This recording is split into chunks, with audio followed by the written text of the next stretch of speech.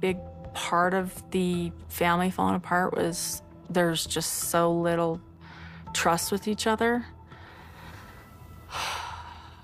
So Hey everyone, welcome to the show. Press the subscribe button and thumbs up on this video. Sister Wives star Maddie Brown Brush has made the choice, after Garrison's passing, to reach out to Robin Brown's children. Robin has separated her 5 children from the others, such as dividing their holiday group chat. What is Maddie referring to reconciling? To find out more, keep reading. Robin's children are spoken to by Maddie Brown. Cody Brown has confirmed that he is staying with Robin Brown, his 4th wife, and her 5 children since the 2020 pandemic. He had 3 wives and 13 other children, though he had a lot of issues with them. He did not believe that Christine, Brown Woolley, and Janelle were being responsible or safe. Furthermore, Cody believed that his children were putting their lives and safety at risk. The viewers of Sister Wives knew that he had a special fondness for Robin, but he still called her his submissive wife. His discontentment among kids created a permanent division in the family. When Cody's first 3 wives deserted him along with the Polly family, Robin and he were only left behind. It has been quite unlucky that Robin's 5 have been cut off from the OG 13. The time they spent together as a family was gone.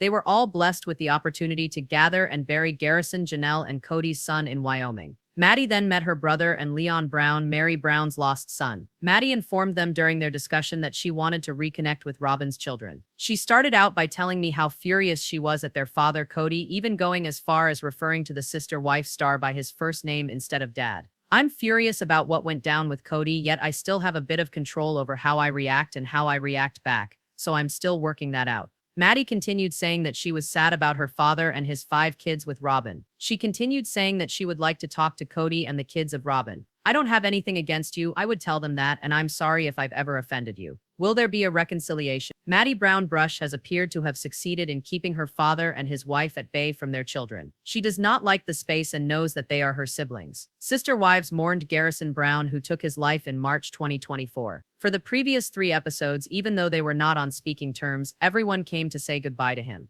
But whereas everyone else was on the other side of mortality, Robin's children were on her side with Cody. It was great to see numerous children welcome Robin's 5 as they arrived at the graveyard. Sister Wives viewers believed Robin was entirely to be blamed for her family being far from the other 3. Other than that, they justified their feelings. They blamed Robin for all things in their lives, including their phones. Another thing, Robin made her children feel uninvited. Others, on the other hand, felt Maddie and Leon were trying to utilize TV as a source of bonding with their siblings. What was the symbolic motive Janelle Brown gave Cody grace? In what symbolic manner did Sister Wives actress Janelle Brown honored Cody Brown at Garrison's funeral? Even before Janelle and Cody broke up, their relationship was already very limited. She has already been more merciful to her ex-boyfriend than most folks would ever have been. For more details, keep reading. Sister Wives Janelle Brown is extending grace symbolically to Cody. Sister Wives paid tribute to Garrison Brown, who died in March 2024 in the last 3 episodes. It outlined his experience when they began, what motivated him, and the rest. It also outlined how traumatic it was for his family to hear that he had committed suicide. When preparing for Garrison's burial, Cody Brown wished to take him back to Wyoming. This is where his parents' ranch is located and his mother's and father's final resting place, Janelle Brown. Cody, Robin, and their 5 children were allowed by Janelle to go on a visit with Garrison to his final resting place. Cody was even able to dig up his son's grave with the help of his brother and brother-in-law.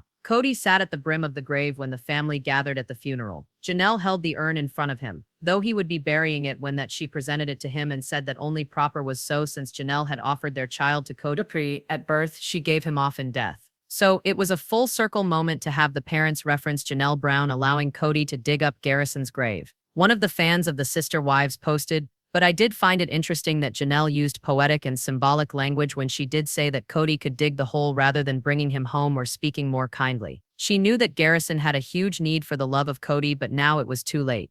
Based on what had been said, Cody was estranged from his son at the time of his passing, which broke hearts. Fans are torn. Janelle Brown's courage amazed many Sister Wives viewers after seeing her give Cody Brown the N. She did, however, confess that she momentarily forgot the problem with Cody. This is how it was going to end for these 2 troubled parents who lost a child. Fans saw the symbolism earned and were very emotionally invested in the motive of Janelle for giving it away. Together they created him, and together they were now giving him back as one. This was not how everyone saw it. Unfortunately, the symbolism shows the real Cody was the one who put this child through the most heartache. Janelle should have buried her child who has always been on his side, broken face. You don't have a daily experience of rejection, shame, and abandonment. If you were never subjected to parental alienation, you paved the way for a ghastly conclusion when you mix all that with ongoing anxiety and unhappiness. Even with Cody's terrible attitude, there were some viewers who pied him. No matter whatever reason, Janelle had to give him the urn. Just as with Janelle, they treated him with kindness because they knew the hurt of losing a loved one, even though the loved one had been a child. The long thought to be burned building of bridge might well be in the rebuilding stages in the quiet aftermath of such profound loss. A lady who came up in a dysfunctional and tightly knit home has embarked on a personal journey to heal the formerly close bonds. She attempts to crack open a door that has been shut for decades with gentle motives and quiet tears. Individuals who know the chaotic family dynamics of the Brown clan are aware of her name,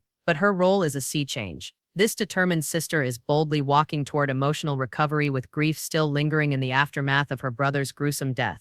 The family had begun to retreat into grieving years before the recent tragedy began unfolding. In addition to straining immune systems to their breaking points, the global health pandemic that devastated the globe years ago tore the remaining shreds of the fragile strings that held this multicultural household together. A man who at one time had a home with multiple women and numerous children was in the middle of that disintegration. His attention more and more became singular, and he kept on putting most of his time, energy, and mind in one house, one woman, and her kids. Suddenly there were people who had known brothers and sisters, dinner time with someone other than him, a living room full of laughter and holidays full of parties divided by unseen walls. She kept her house close, and her name was equated with fidelity and devotion to the man of the house. She stayed true to her position on her husband's strict rules, even while everyone else was questioning the rules, complaining, and making up their own minds. Though there were enough who resented this closeness, some interpreted it as a sign of breakage. Her children, who were once busy members of the extended family, disappeared. None replied to messages. Once full of holiday planning and gossip, group activity was subdued. No invitations were issued, or if they were rejected.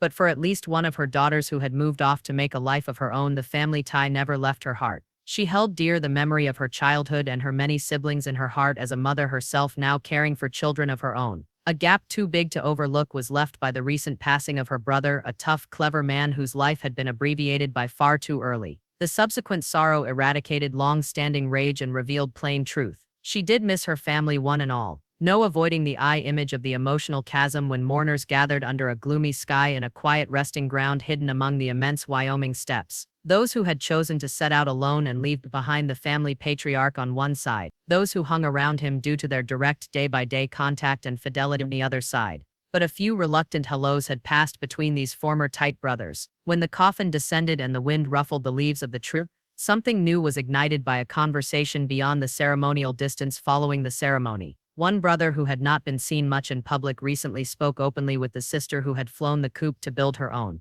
Their dialogue was a burst of hope, duty, and longing, and not shallow, superficial condolences. She expressed her anguish through tears and words. Not just from the latest loss, but from years of silence, years of questioning, and years of wondering if the family that she knew still existed behind all the shattered layers. It wasn't a TV speech prepared, but she had a need that even shocked her to sit down with her father's other children, the ones she hadn't even spoken to in a very long time, and just say, "I bear no resentment. If I hurt you knowingly or unknowingly, please forgive me." It was a call from a healing place. She distinguished in her heart. Even though she has a difficult relationship with her dad, which is built of love and various ideals, although they lived in a house she never really understood, his kids were still her siblings. Even though they had been separated by time, distance, and grown-up issues, love had endured. Even though it was brief, the moment held promise. Her determination may have been dulled by loss, or perhaps motherhood had hardened her to the value of second chances and unshakable love. Whatever, she didn't think in terms of denying herself a role as a sibling because of adult failure. The why of emotional barriers around a certain household has been a topic for much speculation among viewers of the family reality show. The majority believed the matriarch of that clan was a gatekeeper between her children and the rest of the clan, since she was loyal to the patriarch's code of laws. Critics argue that she had such domination of her children's life that they had no autonomy. Rumor had it that digital communication was discouraged or censored. Treason was it to communicate with others outside her inner close circle. But they are hypotheses.